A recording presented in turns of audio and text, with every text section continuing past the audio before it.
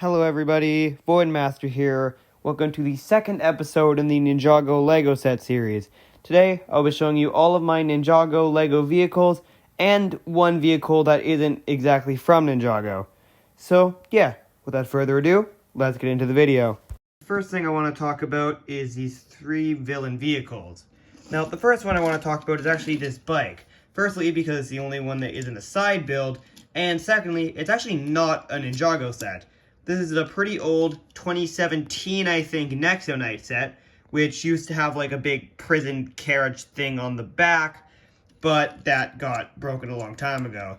As you can see, this is really just a relic. You can even see from the back that it's almost an unfinished set.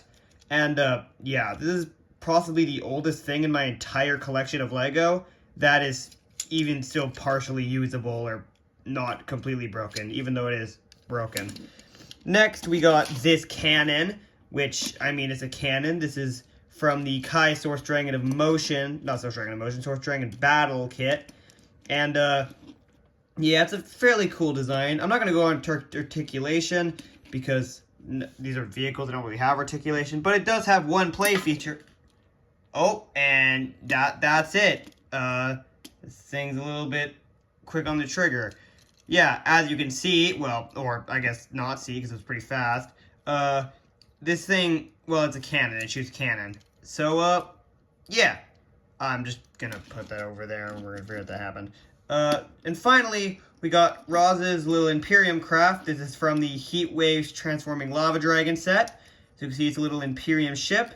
It's pretty cool. It has these, oh, I dropped it. It has these little horns and this energy thing, but the big thing is that it has these little stud shooters, which you can shoot at, well, anything. If I could get them to... I've lost that stud forever. Yeah. Overall, none of these three villain vehicles are really massive, but they're all little builds, and I think they all work to contrast the hero vehicles, which we will see in a couple seconds. Next, we got our two hero bikes. I'm grouping these together because I'm going to be honest, Lloyd's Ninja Street Bike, there isn't much to say. It's a pretty small, regular bike, good traction, these wheels are pretty fun, and it has these katana holders. But really, that's all you can say. It's like a 20-piece build, so yeah. The big one is Zane's Ice Motorcycle, whatchamacallit.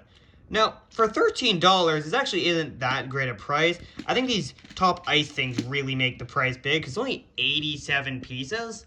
Obviously, all of my stuff in Canadian, but yeah, overall, it has this little play feature where, like, when it comes up, these are down, and when, like, these are forward, and when you put it on the ground, like, they go out. I feel like it'd be better reversed, honestly, like, when it's on the ground, these go in. Like, I feel like that would be better, because it's really hard to pose.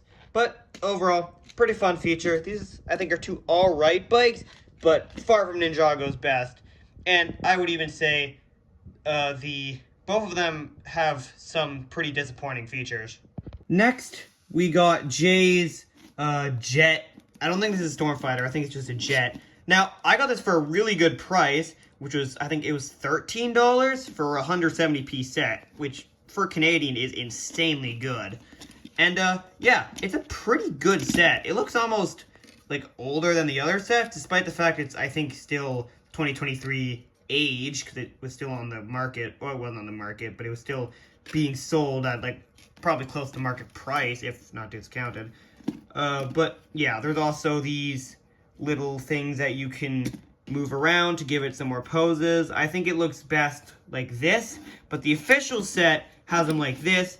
And finally, there's some stud shooters, which I currently have unloaded because I keep losing the studs for everything when I use stud shooters, so I just kind of keep them unloaded on a lot of my builds. And yeah, overall, a really fun jet. I am very happy with this build, and yeah, I have no real complaints.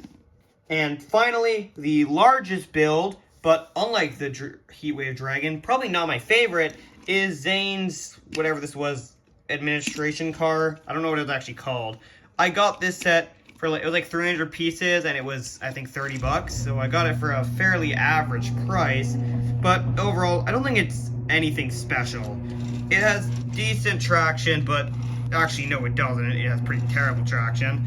Probably because these wheels are like really weird, and then these wheels don't have a lot of, like, have a lot of friction in them. It's the engine bit can open up to reveal this little thing. It has these two, I think they're supposed to be Dragon cores. And yeah, there's also this little engine on the back. And overall, it's really just kind of a baseline car. It's a good car, but I don't know if it's really, like, it has nothing really special about it. It's just a alright car. So, yeah, those are all of my Ninjago vehicles. If I had to make a list from worst to best, I would probably put Lloyd's Ninja Street Bike in 7th, then the Nexo Knight's bike in 6th, then probably Zane's Ice Bike, the Empyrean Ship, the Cannon, Zane's car, and finally Jay's Lightning Jet in 1st place. Overall, I think these vehicles are fine, but probably the weakest part of my collection, just because I don't have any really big ones. So, yeah. Without further ado, I'll see you guys later. Hope you have a good day and a great year. And that's Voidmaster, signing out. See ya!